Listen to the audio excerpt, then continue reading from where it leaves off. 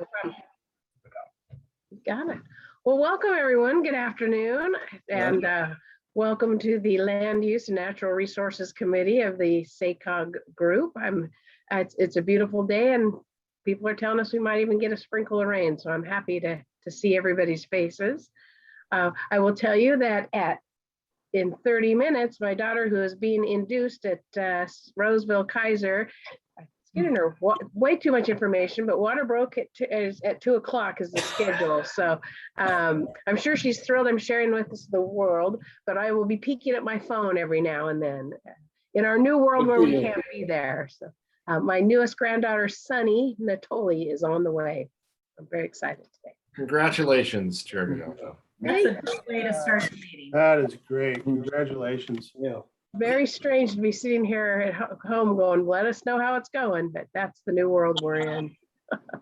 So if we could start this afternoon with our meeting, we'll start off with the Pledge of Allegiance, if you would join me. And I think we even have a beautiful flag photo. There we go. Thank you. I pledge allegiance to the flag of the United States of America and to the republic for which it stands, one nation, under God, indivisible, with liberty and justice for all. Well, thank you very much. And Robert is going to be our clerk today, and if you would take roll. All right, just a few housekeeping announcements before I take roll. As you may have just heard, this meeting is being recorded. For our committee members, if you're not speaking, please be sure to mute yourself. And for any member of the public wishing to make a public comment, please use the raise your hand feature or press *9 if you're participating telephonically. Okay, directors, when I call your name, please indicate your presence. Director Baines, absent. Bulahan. Here. Clark Kretz, absent. Frost. Here. Gore. Here. Harris. I'm here. New. Here. West. Here. Vice Chair Kennedy, absent. And Chair Gallardo. Yes, here. We do have a quorum. Thank you very much. Well, the next item on the agenda is an opportunity for the public to make any comments about an item that is not on our agenda. And I will look to our clerk and say, do we have any public comment? No public comment. Thank you. This is Supervisor Baines. I'm here. Thank I'll let you the and record show. welcome. All right, we'll move on to our first action item then. So it's item 1, and that is to approve the minutes from our September 2nd meeting. As everyone's had an opportunity to look at those, I will look for a motion. Move to approve by Baines. Thank you, Director Baines. I'll second. Gore. Thank you, and I think that's fun. Director Gore moved and seconded. Oh, and I apologize, you got to do a roll call vote. Thank you. All right, directors, when I call your name, please indicate your vote. Director Baines. Aye. Bulahan. Aye. Clark Kretz, absent. Frost. Aye. Gore. Aye. Harris. Yes. New. Aye. West. Aye. Vice Chair Kennedy. Aye. And Chair Gallardo. Yes. Motion carries. Thank you. Moving on to action item number 2, which is our amendment to the contract for the Metropolitan Transportation Plan. And our Dov Caden will be presenting this afternoon. Sure. Good afternoon. This is an action item requesting a recommendation that the board approve an amendment to an existing contract that we have to include technical assistance for the land use modeling software that we use as a part of the MTP-SCS. So the amendment's small, it's just under $25,000. The budget for that was approved by the board in the action to adopt the 21-22 budget in OWP. We're seeking to add these funds to an existing contract that we have with Cascadia Partners because their unique expertise with the tool that we use for the land use forecast, which is called Envision Tomorrow. With board authorization, SACOG will execute this contract amendment in advance of starting the MTP-SCS land use work, which is anticipated to begin this coming winter and spring. Happy to answer any questions you might have. Thank you. Any questions from our committee? Don't see any hand raised. Do we have any public comment on this item? No public comment. All right, seeking none, then I will look for a motion. This is West. I move to approve. Thank you. Harris seconds.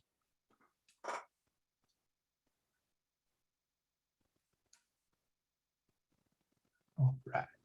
Would you like to do roll call? The vote? Oh, I think Chair Galdo is having some technical issues at this moment. Vice Chair Kennedy, are you okay taking over? I am. Then we have a motion and a second. Is there a roll call vote? Yes, roll call vote. Directors, when I call your name, please indicate your vote. Director Baines, Aye. Houlihan, Aye. Clark Kretz, absent. Frost, Aye. Gore, Aye. Harris, Yes. New, Aye. West, Yes. Vice Chair Kennedy, Aye. and Chair Galdo. Still having technical issues. Motion carries. All right, next item, please. Our next item is item 3, status of local housing elements and SACOG technical assistance update from Greg Chu. Hey, I'm Greg Chu. Robert, can you hear me okay? I've been having issues with my microphone. We can hear you. Okay, good. I'm Greg Chu on the planning staff. So we've been talking to all 28 jurisdictions about how their housing elements went, and just to check in just on generally how things are going as far as housing planning. So housing elements were due in the middle of September. That means they had to be adopted by each governing body of our 28 jurisdictions. And all but one jurisdiction was able to make it in time. It was a particularly challenging year or cycle because of a bunch of new state laws, and the implementation of those laws was the guidance for those came out very late. The flip side is the state did provide a number of grants to local jurisdictions for that. So basically the housing elements are how local jurisdictions are going to meet the housing demands for all income categories in their communities based on the regional housing needs allocation that each received back in 2020 through SACOG. And a number of jurisdictions got off to a good start. And then, like I said, as they were implementing the new laws, came across a number of hurdles, but all but one was able to make it. One of the particularly challenging areas was the affirmatively furthering fair housing requirements. That there was a new law that was passed, and then the guidance for that didn't come out until from the state until May. To expedite that, at SACOG, we used some of the state grants that we received to hire one consultant to help all 28 jurisdictions with that area. So regardless of who the housing element consultant was for a particular jurisdiction, that consultant came in and did that component of it for all 28 jurisdictions, just so that we had uniformity, and the Housing Community Development Department at the state worked closely with that one consultant. So in talking to almost every jurisdiction, we asked them going forward, what sort of services could you use from SACOG? And they broke down 3 things. First of all, probably the most common request was, it'd be nice if we saw examples if all the jurisdictions would share the resources that they provided in different subject areas. The subject areas are accessory dwelling units or ADUs, objective standards, inclusionary zoning, homelessness and navigation centers, managing vehicle miles traveled, and SB 743, safety elements, anti-displacement strategies, annual progress reports, and missing metal. Those were technical subjects. And on October 14th, the housing planners in the region will get together, will convene, and then start offering ways to share those resources. SACOG would serve as kind of the hub for those resources, collecting them, and then making sure other jurisdictions within our region have access to it. That's the first area of request. Second is specific services that has specialties in or can have access, such as tracking grants from the state, tracking the pro-housing requirements that the state has, census and data and mapping needs that jurisdictions may have, continuing on with the affirmatively furthering fair housing requirements that I mentioned that our consultant provided, and also providing subject area experts as city councils and planning commissions and board of supervisors need, if need be.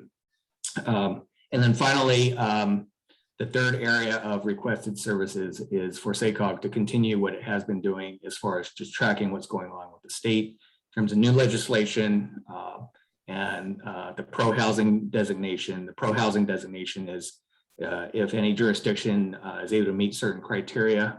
There's a number of different things, and if a jurisdiction receives enough points, then it is in a better place to receive housing related grants from the state. And then the last thing is the state is going to be doing a Reno reform review now that the 6th cycle of Reno is done, at least it is in this region. And the Housing Community Development Department is required to do an analysis and convene some committees and discussions and look at Reno reform in some capacity. So SACOG staff will be involved with that. There will be representatives from cities and counties from throughout the state also appointed to that. That will probably start in earnest early next year, and then a report to the legislature is due at the end of the year. So with that, we will remain working with your local housing planners.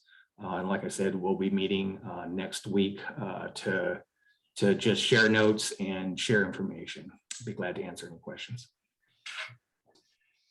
Thank you. I think you can hear me again now. Any questions from the committee? Greg, apparently you covered it well. I don't see any hands up. Is there any public comment on this item? No public comment. Thank you. Well, thank you very much. We will look forward to the next update. And we will move on to our next information item, which is item number 4. And Dov, you're back to talk to us about the local parking requirement, the follow-up from our previous conversation. Yeah, you can see my screen there. Yes, so this is an information item following up on the discussion in this committee and at the board in August about AB 1401, which was the bill that would remove parking requirements in your transit.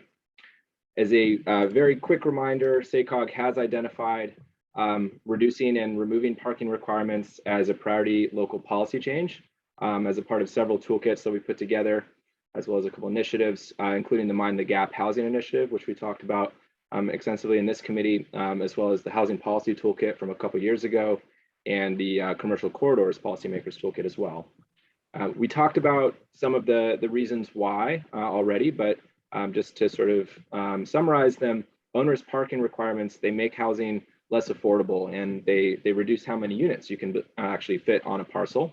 And just generally, they're sort of a one-size-fits-all approach that can really act as a barrier to producing more infill multifamily housing where we need it the most. So at the August board meeting, many board members expressed support for the underlying policy change of reducing or removing parking requirements, but there was some concern that the legislation from the state level was preempting local control. So the board elected to table the item, but did express interest in following up to explore the possibility of parking reform at the local level. Local governments do have the ability to reduce or remove parking requirements at their discretion, but we have not really seen significant reforms in our region on this issue yet. In the last 3 years, SACOG and the state of California have provided over $16 million of non-competitive grant funding to local governments in our region, specifically for the housing elements that Greg was just mentioning, as well as just for standalone housing policy changes that accelerate the production of housing. And parking reform was highlighted as a priority policy area, both at the state level and, of course, as I mentioned, at the regional level with what we have come out with. However, only 6 local governments included programs in their recently adopted housing elements to explore changes to parking requirements. So you can see on the map here, the relative spectrum of how many parking spaces are required for a typical 2-bedroom apartment unit in each jurisdiction. 17 of the 28 SACOG jurisdictions require 2 or more parking spaces per unit, which is very high, we think. And we think that this is an issue that can really move the needle on MTPSES implementation, on our future work in Green Means Go and in green zones, as well as just in housing more generally. So yes, given the interest expressed at this committee and at the board, we really just want to hear from you how SACOG can help you and your staff to pursue reductions in parking requirements here at the local level. So happy to answer any questions or, yeah. Thank you. Any questions on this item or comments? It is a quiet group this afternoon. And do we have any public comment on this item? No public comment. Thank you. Oh, I see a hand, Director Gore. Thank you. And now I can remember what my question was, but you know, in our conversation, we talked about typically a developer can come to a jurisdiction and say, hey, you know what, I can't make it pencil. 2 spaces per unit is too expensive, I can't do it.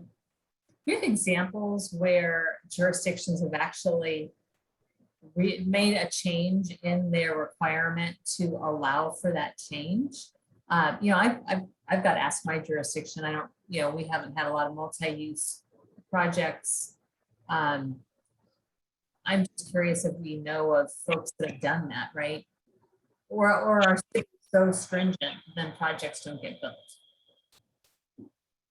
Yeah, so in Placer County, I have the inventory in front of me. It's 2.25 spaces per unit in Placer County. That was a item that I know Placer County was exploring potential changes to as a part of their housing element. They were one of the 5 or 6 jurisdictions that were looking to explore that and are looking at in the next couple of years. We don't have, as I mentioned, a ton of examples in our region. The city of Sacramento right now is exploring eliminating parking requirements citywide, but that's a part of their city general plan update that has not taken an action yet. So it remains to be seen what exactly they end up doing. There certainly are examples across the country of folks that have eliminated parking requirements entirely. And there has been really positive results. We'd be happy to provide some of those for you. I think we do have a lot of interest. I mean, of course, we've documented some of the recommended policy changes in some of the toolkits that I've mentioned, but I think what we'd like to do as well is to just have kind of a standalone, you know, leave behind type infographic or 2-page document that can provide some of those examples that you're looking for, Director Gore. Thank you. So looking back at the graphic you had, there were a couple of jurisdictions that had like 1.5, and that's their ordinance, correct? Is that right? Or 1.5 and under. Did anybody make any changes this last go around during their housing element? So it remains to be seen. So the 5 or 6 jurisdictions that are looking at potential changes to parking requirements included them as programs in their housing elements. And then we've been sort of talking about this, and Greg mentioned this in his presentation, right, where there's like the housing element adoption, and then there's sort of this follow through stage where a lot of the programs start to get implemented over the next few years. So it remains to be seen which, if any, of those jurisdictions will actually complete the policy change to make reductions to parking requirements. Okay, thank you. And I'm not so interested in those that have gotten rid of them completely, because this is California. And so you know, we want people to get cars, but and people do pretty good if they get rid of one car, right? But anyway, I think it'll be helpful to continue to hear what jurisdictions choose to do, and even if a jurisdiction ends up saying we're not going to negotiate or work with the developer to actually get a project built, and what can be done around that. So anyway, I appreciate it. Sure, and if I may, Director, so In the housing, in the Mind the Gap housing initiative for under parking, we kind of have this framework of like incremental changes kind of building up to like big policy moves, right? And on the sort of more aggressive side, we do have a recommendation to eliminate parking requirements entirely. But there's still tremendous, as you've noted, progress to be made by simply just reducing it. Going from 2 to 1 per space can make a massive difference, especially in the Seiko region, as you noted, where there is still demand for parking. And so reducing the requirement is probably in many cases not going to result in developers building zero parking because no one will rent the unit or buy the house, right? But it's just allowing for the developer to tailor the amount of parking that they provide as a part of the project to the demand that they think they have for parking in the project.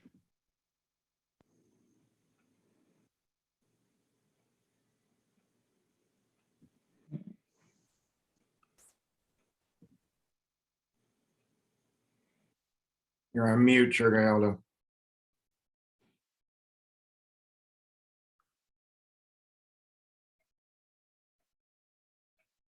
There we go, fighting me.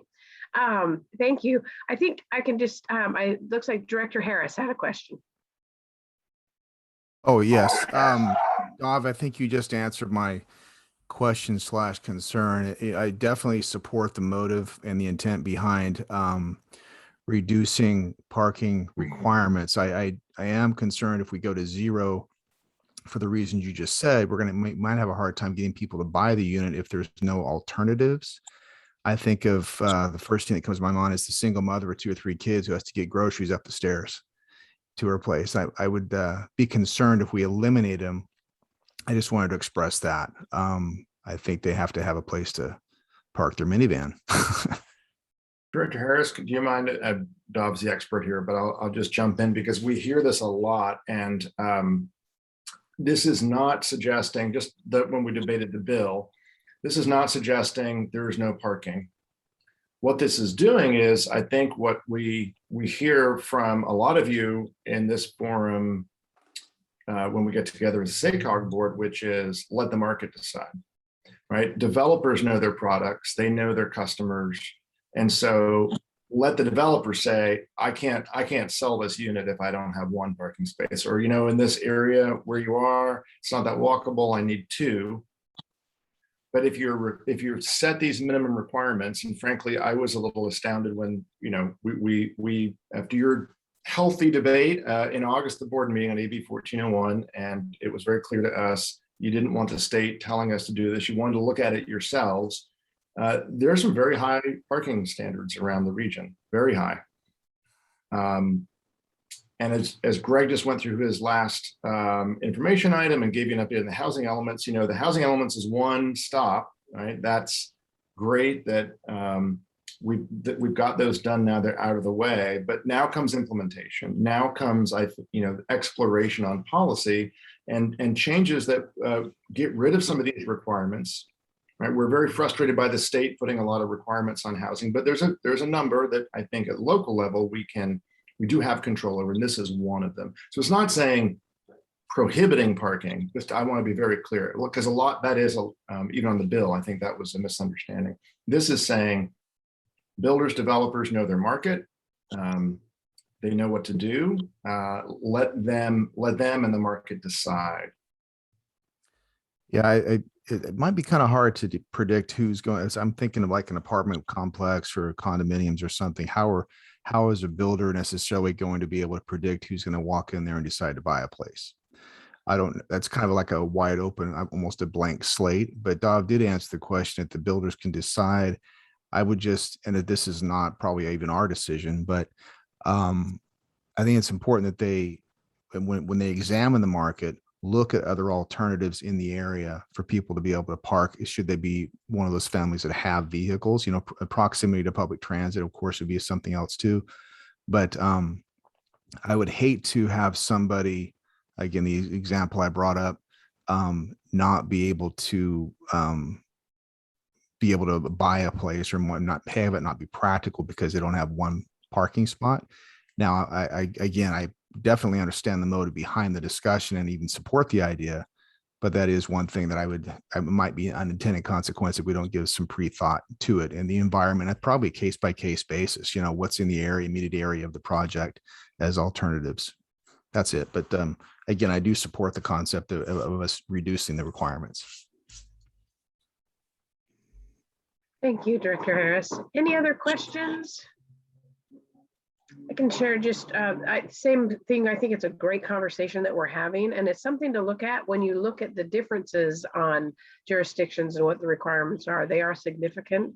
I do like to be able to have the control because certainly I know in my city, there are areas where we could have that conversation. I believe we could reduce the requirements, especially some of our senior complexes that we're building, some of those areas, or where the city has already built in some city parking.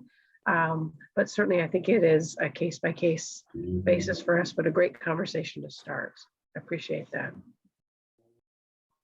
All right, so there's no public comment. Well, thank you very much. And we will move on to our next item. So at the risk of inserting myself a lot in this conversation, just because we think this is a really, really important policy conversation, right? And we certainly, we heard that debate you had about the AB 1401 bill. We heard a lot of interest in coming back to the forum and coming back to all of you locally on this. And I would hate to miss an opportunity. We had a great policy and innovation committee meeting on Monday morning, and we asked the question, how can we further explore this? How can we help you and your staff look at this as yet, another way to encourage multifamily housing? How can we help you on that? And so I want to leave that question a bit open-ended for you. I will tell you the Policy Innovation Committee was interested in having a workshop, whether it's a board workshop or even something with your staff. I would also suggest, and again, I look to Dov as the expert on this. I just really want to be very clear. This is not about prohibiting parking. It's letting the market decide. But you don't also have to go jurisdiction-wide on this. You could look at your areas where, as Director Harris was saying, maybe there are some areas where, they are closer to things. It is more walkable. You have conveniences and stores nearby. For instance, green zones, right? So as we think about green zones, we think about standing up Green Means Go, and you all, 23, 24 of you have now designated green zones. Those are great areas just on the natural to look at this kind of a policy. So we wanted to do more, so speed this up today, but make sure we didn't drop it and lose the concept. Well, thank you. I think that's and a good point is where we go from here. Is there interest from this committee to see this, as you said, a workshop or some other? I'm open to input to see if anyone has any strong feelings or suggestions. We're thinking. I can see the wheels spinning. Well, it sounds like then the policy group has talked about setting something up. Is that correct? They had a real interest in doing something as a follow-up step. Well, I think that sounds like that perhaps is the next step. Then we will see if we're going to do something a little more in depth. I think even if it's not a matter of us changing the requirements, it's having the conversation to encourage our jurisdictions to look at their individual requirements and provide that flexibility. And I would add, Bill, I think, and for staff who are planners to be aware that, our electeds stand the challenge and the costs of housing, and how do we find additional ways to reduce that cost, right? And if this is one of those things in a toolbox, we just need to at least keep the conversation alive and dialogue with staff, because it's really easy for people just to go through the checklist. Well, this is what we've always done, right? And I think we can't always do what we've always done. We have to be willing to look at alternatives to make housing more affordable. And each jurisdiction has to do that, but just to start talking about it, I think is so important. No, you make a good point. I would encourage each of us at your next council meeting to bring up this conversation too, and see what kind of feedback that you get from your council. So that and so staff, as Director Gore mentioned, staff is hearing that message that we're open to some alternatives and some ideas, because certainly I think all of us know there are areas where we could probably make a change. Well, thank you very much. And thank you for the presentation. We will move on to our next item. And it looks like you'll be doing our 2024 Metropolitan Transportation Plan. Thank you, Director. Yes, my name is Binu Abraham, and I am the project manager for the 2024 MTPACS update. Give me a second while I share my screen.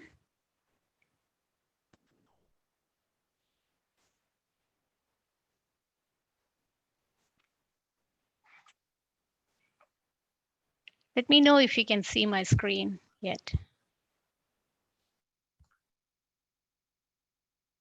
Okay. So today I have an informational item on the Metropolitan Transportation Plan and Sustainable Community Strategy, also known as MTPACS or just the plan. Last month was our official kickoff of the MTPACS update, and staff provided you an overview of what is MTPACS and what we are planning to do over the next few years. This time, I would like to go over a little bit in that schedule of what you can expect in the process and at what point and when we will be coming to you with requests on board actions and when we will be bringing you informational items. Just to recap, MTPACS is a long-range plan that combines land use strategies with transportation investments to meet the varying travel needs of the residents in the Seiko region. It is a plan that creates an integrated multimodal transportation system paired with an efficient land use pattern that connects housing to jobs, education, goods and services, and recreational opportunity. As I mentioned last time, the plan is updated every 4 years, and it is a federally and state required policy document. It marries our local land use development with the transportation projects to build a better connected community. It also provides multimodal transportation alternatives. And provides a path for improving our air quality, preserves our open space and natural resources, all the while being financially constrained. There are 5 major components of our plan.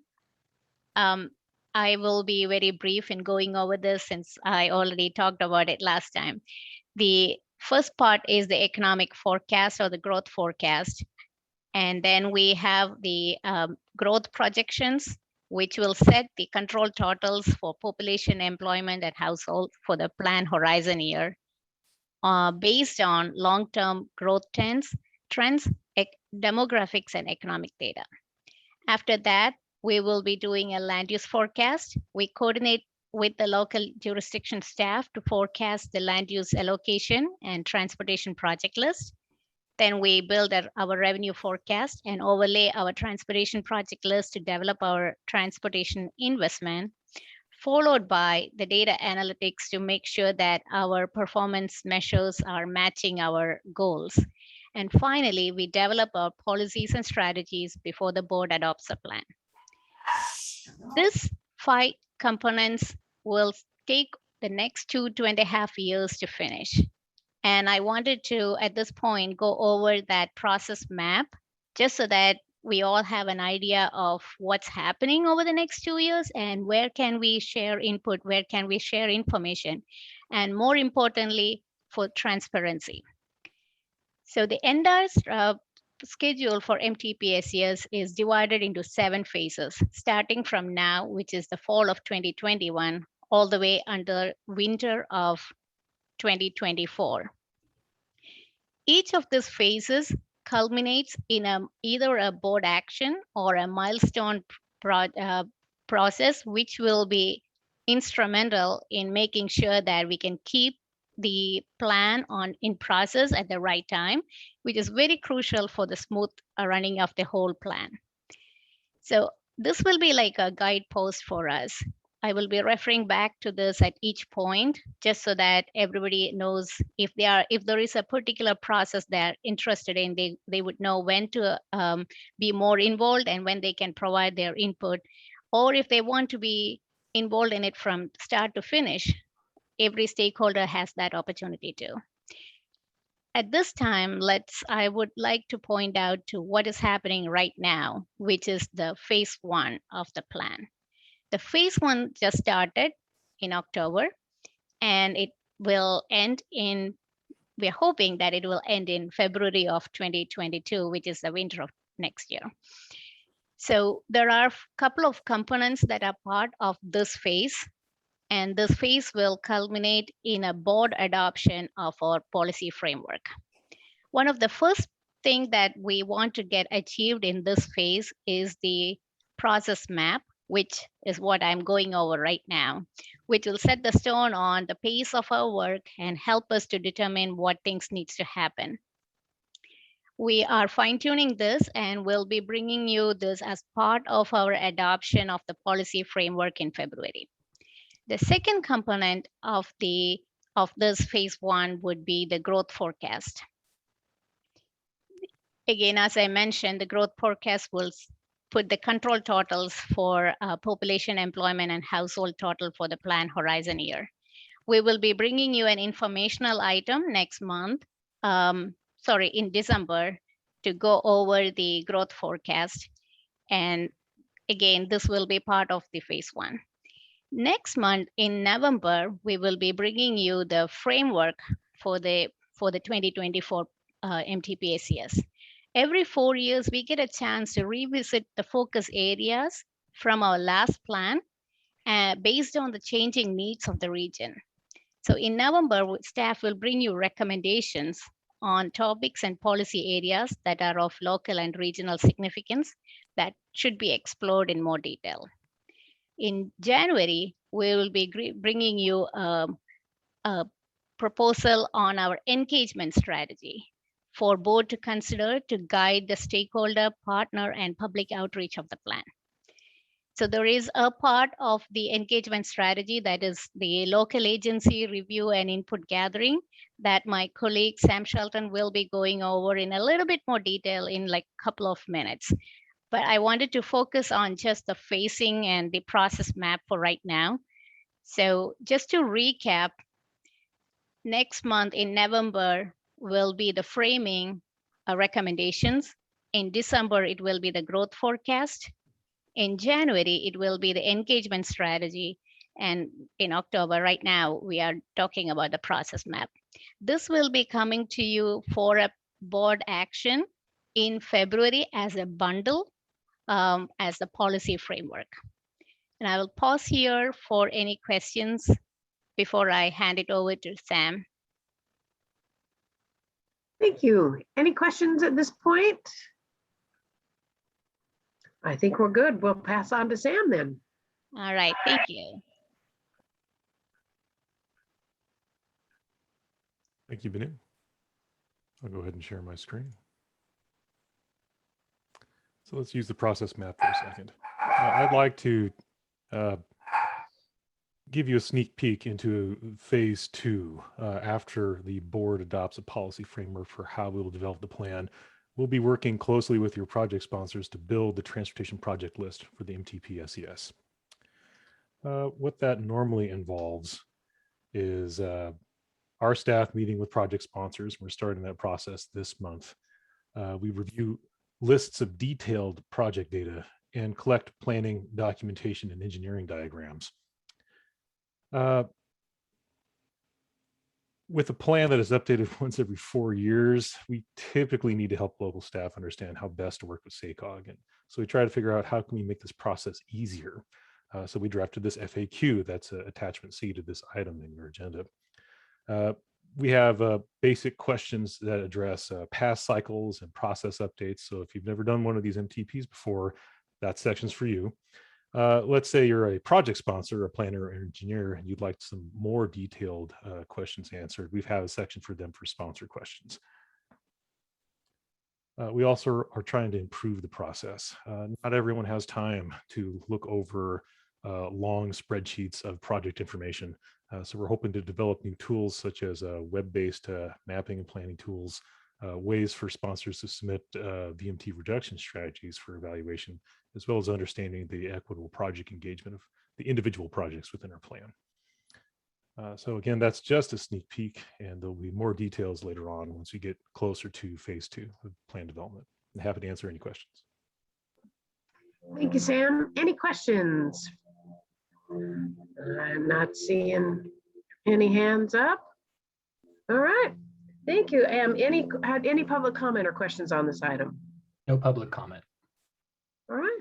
Well, thank you both very much. We'll look forward to the next update. And it seems crazy we're talking 2024, but it's how we roll. So thank you very much. All right, we're going to move on to the fun part of it. Not that we weren't all fun, but the funner part of the air. Let's talk a little bit about our regional parks and trails. And I think, Victoria, you are giving us our update. I am, and I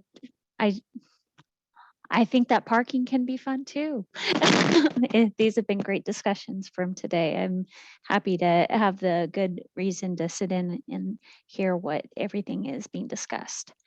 So I wanted to provide a brief update on what is happening with the Regional Parks and Trails Strategic Development Plan, and more specifically, how we are doing on identifying the connected regional trail network.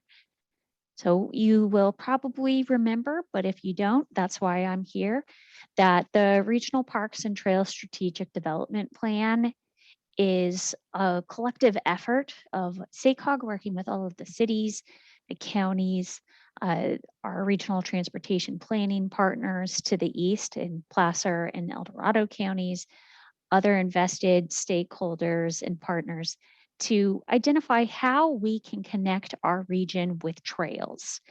And it may sound like, well, surely that should be pretty easy. We all have these great bicycle and pedestrian master plans. Some of us have trail master plans. But what is often the case is that each of these are done jurisdiction by jurisdiction. And so there's not always a perfect alignment once you cross over those jurisdictional boundaries. So that is where we have a great opportunity ahead of us of how can we make it to where it is a seamless connection across jurisdictional boundaries, because a resident in the city of Sacramento doesn't necessarily notice the exact second that they transfer across a jurisdictional boundary and go into Sacramento County. That's not how people go day to day. And so how can we identify the infrastructure that'll help it make it even less apparent?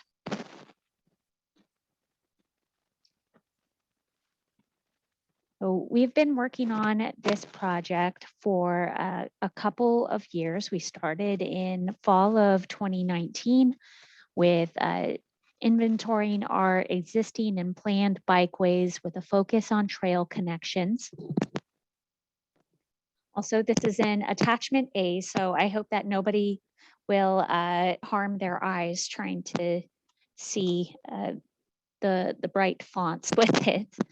But we started with updating our existing and planned bikeways.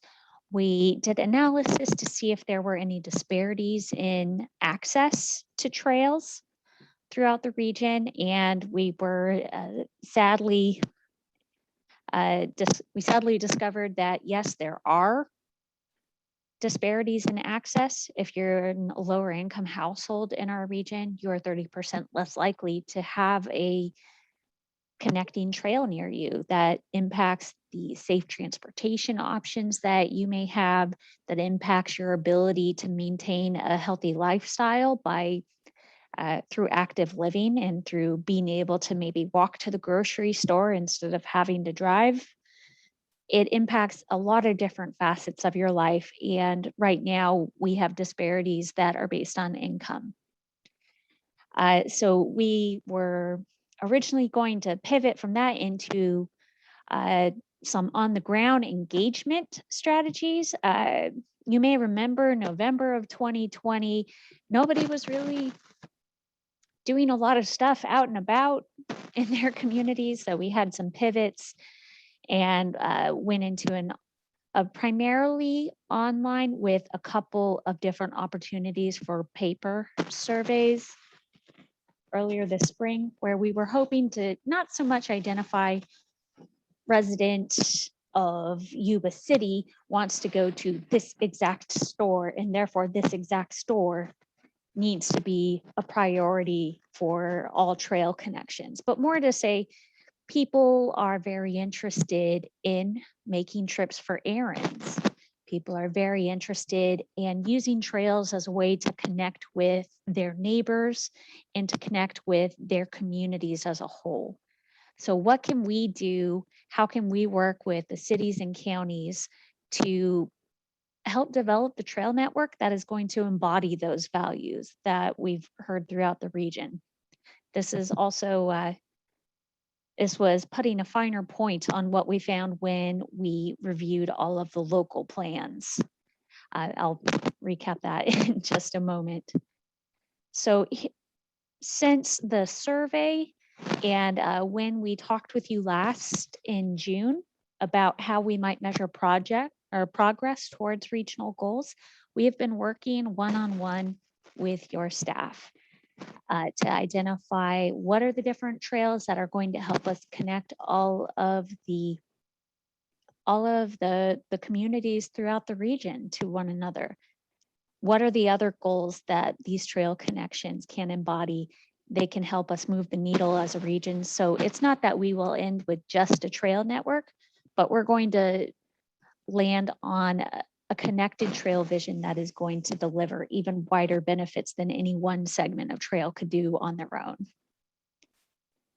So with where we are, we originally, if you were to look at this map or this process map, perhaps last month, you would have seen the review of draft network alignment being a bit more between September and October. We had hoped to have a draft for you to review, but we've run into some different very needed delays with this. And we don't want to rush it just for the sake of saying that we were able to deliver a draft in October that still fell short of what everybody wants this trail network to be. So that's a long way of me saying I do not have a draft trail network for you today. But that is also a way of me saying that there is still time for your local staff to engage with us, for you to bring additional partners into helping us identify the connected trail network that is going to deliver us closer to the goals and values that when we looked at close to 80 plans throughout the region, the lion's share of those locally driven plans, either general plans, active transportation plans, bicycle and pedestrian master plans, and so on. Throughout all of those, we found that there are 6 common goal areas that it doesn't matter if you're in Rockland or Winters. These are important, and these are themes that we had throughout the entire region. So when we look at attachment B, it have the different ways of measuring progress towards these foundational goals of the regional trail network.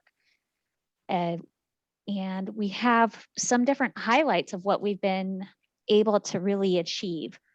When you're looking at our goals that are around economic vitality in terms of identifying the network of trail access to landmark geographic features, and also how that supports recreational goals, we have had a lot of positive interactions with water partners, whether that's people from Habitat Conservancy or who are looking at different riparian study areas where you might be able to fit in a walking trail without having detrimental impacts on waterfowl's use of that area, or whether it's other water agencies that are saying, hey, we have some access roads in this area that we've heard from our board. They want us to look at what we can do to open these up for biking and walking while still having our maintenance vehicles be able to use them. What can we do? We have been approached by people from like from that vantage. So that is a tremendous success when people are approaching you to say, what can I do to make your plan a success? We've also had some great success with how we are able to identify different trail segments that are going to, excuse me, different trail segments that are going to provide you parallel access to those high speed, high volume, in other words, uninviting roadways. So the places where you don't want to take your nephew that's 10 on there because your nephew is a little bit, he darts. Let's just say he darts. You don't want to have him near fast traffic. And maybe you don't want to have a leisurely walk next to over 40,000 cars driving past you in an area. We've had a lot of good trail segments that are going to help us meet or nominated trail segments that'll help us meet the goal of having 30 miles of parallel trails to avoid those high stress roads. And we've also had a lot of trails nominated that are going to expand trail access to households throughout the region. If you look at the metric that we had, how will we know if we have a regional trail network that is supporting health? We said we would know if we are able to increase the number of dwelling units that are within a half mile of a connecting trail from 41% to 61%. So far, over half of the trails nominated for the regional network are helping us meet that goal. I don't know exactly what percentage it is yet. That level of analysis is something that we're going to do once we have even more of the network identified, but I will be back with that information. So while those are our bright spots, you may also remember that I said I do not have a draft network for you right now. We still have some parts that are work in progress. We are looking at how we can make it that final stretch to having trails that provide parallel access to high crash corridors. We're not there yet. We're only about 2/3 of the way there. We have maybe 20 miles worth of nominated trails that are going to reasonably provide you access that allows you to get off of that high crash roadway and not have to bike or walk there. I would like to caveat this. This isn't to say that the roads should not be made safer for people biking and walking. This has definitely been a discussion that we've had with many local agency staff. Having both is the world that we're aiming for.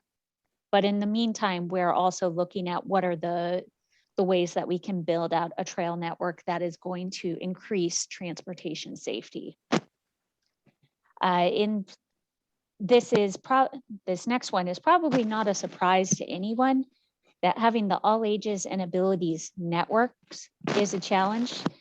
And that's the reason why we have this planning effort in the first place. We suspected that when you look at how trails cross or do not cross jurisdictional boundaries, there are areas where once you reach the city limits, things end. And there may or may not be a planned connection on the other side of that jurisdictional boundary.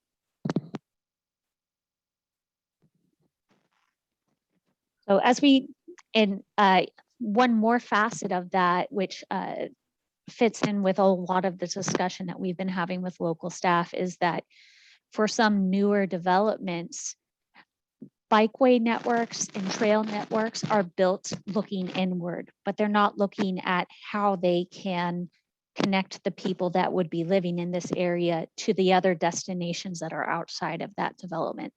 That remains a challenge. And in all truth, is one of the more difficult parts that we're facing as we try to stitch this network together.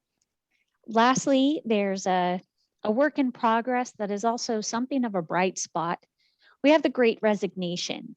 And while it is I cannot stress enough how challenging it can be to have to build a relationship back up or starting from the ground as we get to know new staff and acknowledging the loss of local context at every agency as a person that we've maybe worked with for the last several years has moved on to another opportunity that they're really excited about. And I'm very happy for all of the local staff that are finding these new and exciting opportunities. I say it's also a bright spot because that also provides space for new ideas and new ways for us to create these connections. And we're really looking forward to being able to share that network next month that may or may not still have some holes as we work towards defeating this one survey response. We want to turn this around from good destination for a family bike trip, and I love the trail to get there. So with that, I wanted to stop for any questions.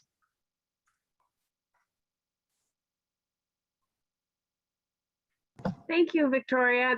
I'm really pleased, but any questions from the directors? Oh, I see Director Gore.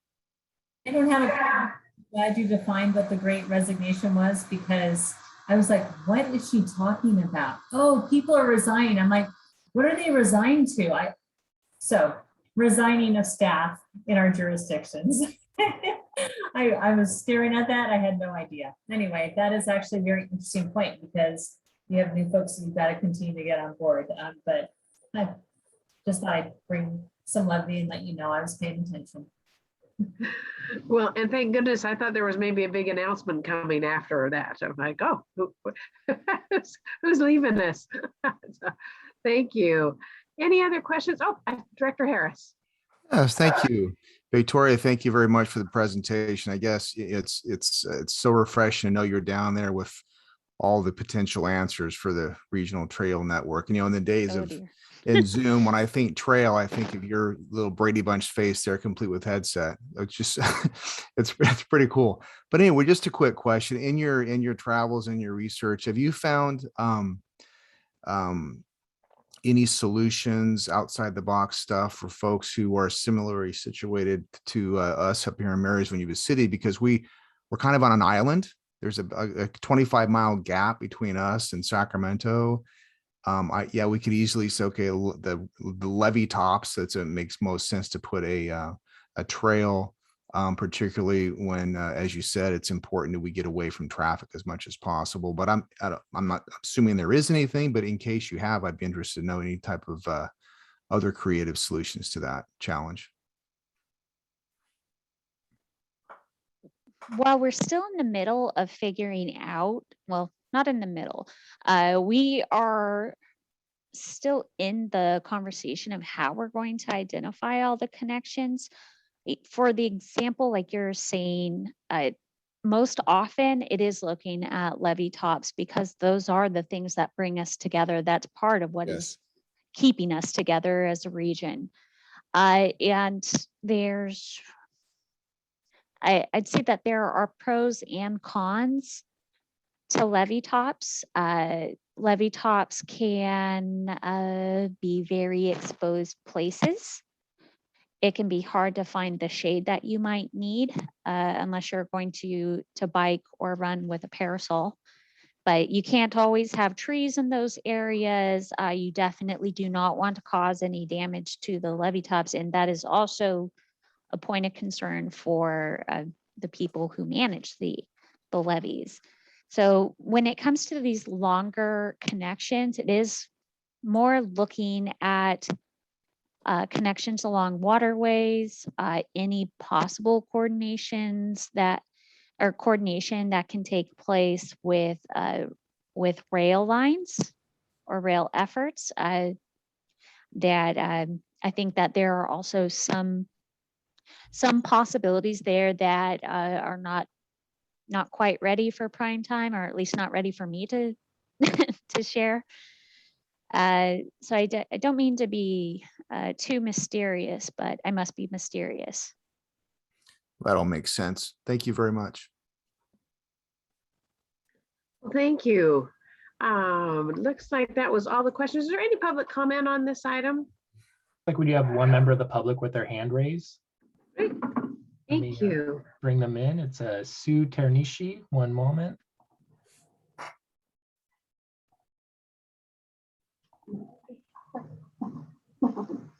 Bringing her in now. Okay. And for our public comment, you will be limited to 3 minutes, and I will give you a 1-minute warning. Chair, Okay. whenever you're ready for the public comment. Thank you, Hi. Sue. Welcome and go ahead. I just wanted to comment that I'm so happy to see Seiko working on this trail connection throughout the region. I'm retired now, but I was a bike commuter, and I still try to do some of my short errands by bike. And having the connections are so important. And I would urge whoever can fund these projects as quickly as possible. I think during COVID, there were more people that got out on their bicycles as a way to get exercise and get out. And so certainly to encourage that by having more and safer trails, as well as streets. It's important to connect to the streets where many of the destinations are as well. But it's so important to have good, safe places for people to bicycle. And that's the way to encourage more people to get out of their cars and to use a bicycle for transportation. So please move ahead quickly on getting the trail network and street improvements for bicycles done. So thank you. Thank you very much. Appreciate your input. I can tell you for us, I think this is really a priority for me personally, because we've been working to build trails in Rockland, but they don't go anywhere. We have our own individual bike trails and we're not connected.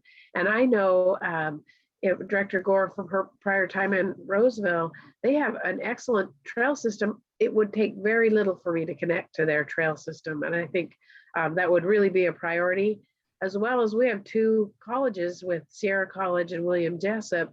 And I know from having 4 kids, college kids are cheap and they don't want to pay to park. So if we can get a way to get them on those bikes and ride to class, it would be fabulous. So I'm really looking forward to it. So thank you so much.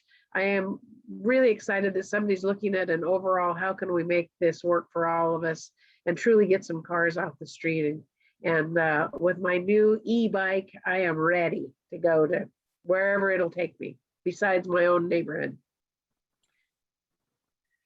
Well, thank you. We're going to move on, and our last. Aldo, do you mind if I just make a quick comment on this? Please, go ahead. Whenever we've come to the board and talked about this, and Director Harris and I talk a lot about this now. This is like our main topic of conversation, besides the Film Commission coming to Yuba City. But I've never seen so much enthusiasm, frankly, among the board, among other elected officials I talk about, and I think for really good reason, right?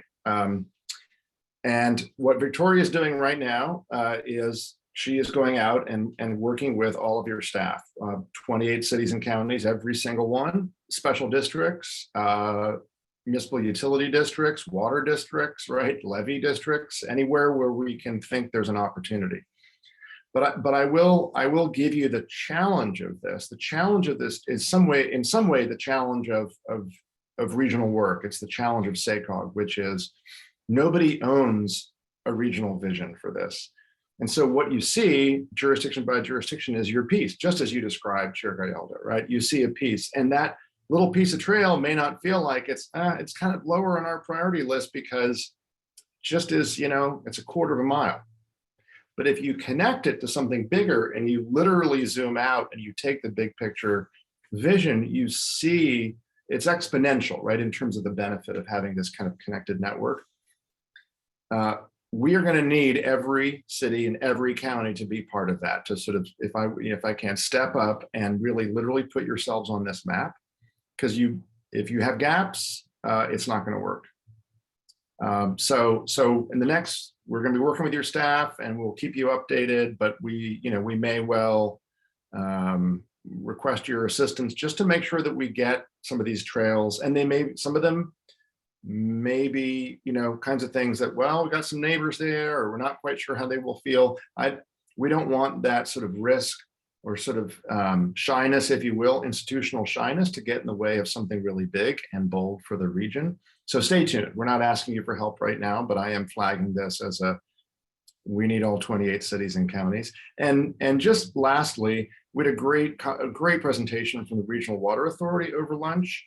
And the executive director said something I think was really stuck with me, which is we want to show the region, the state, federal government, frankly, the world, that we're ready for investment. And this is what this does. This project shows we are ready for investment. State of California is looking for 2 regions to pilot these kinds of regional trail networks. There is money coming for this. So it is really in our interest to get this ready, to get it owned by all of us, not just SACOG. We don't want this to be a SACOG Trails network, but a plan that's owned by the region, because it is time, and there's a lot of opportunity coming. Oh, thank you. Great points. I also we've been doing a little bit of similar with our South Placer Municipal Utility District, their access roads, and they have opened some, and you're so right. There are some opportunities that we just really didn't stop and look at. And I appreciate the person that called in for mentioning, we saw a difference in COVID. People the one thing they wanted to do was to be out. People are working from home. They want to be able to get on the trails. And I think it's given us this opportunity to be unique and look at something different. So I really appreciate it. Thank you all for the input. Next item that we put on the agenda, and it's just an opportunity for you guys to share something. If there's anything special you want to tell us about what's happening in your jurisdiction, any news that gets you excited, you want to share. I'm happy to start and tell you I'm sitting a little taller now, as Money Magazine came out and said Rockland is one of the top 50 cities to live in the US. I'm sure it's the mayor. I'm going to take all that credit possible, but I also recognize that Roseville was on that list also. So they probably went to Roseville a couple years ago, and then they said, hey, Rockland's pretty similar next door. So that's kind of an exciting process for us right now. And we're in the process of hiring a new police chief, because we've got the great retirement as opposed to the resignation, a couple people retiring. Anything new and exciting happening in your jurisdictions anyone would like to share? I just, you said you were going to tell us that your daughter had her baby, and I was all excited, and and it's great about the recognition of Rockland, but I really was excited about hearing about the baby.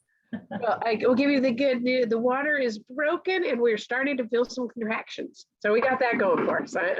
I've been monitoring cautiously over there. Thank you. We're pretty excited.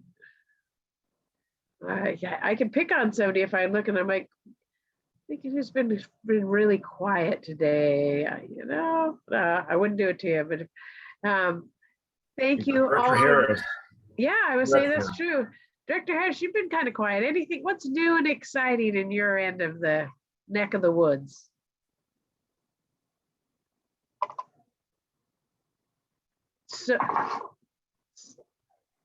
So exciting that you're unmuting. There you go. How about unmuting?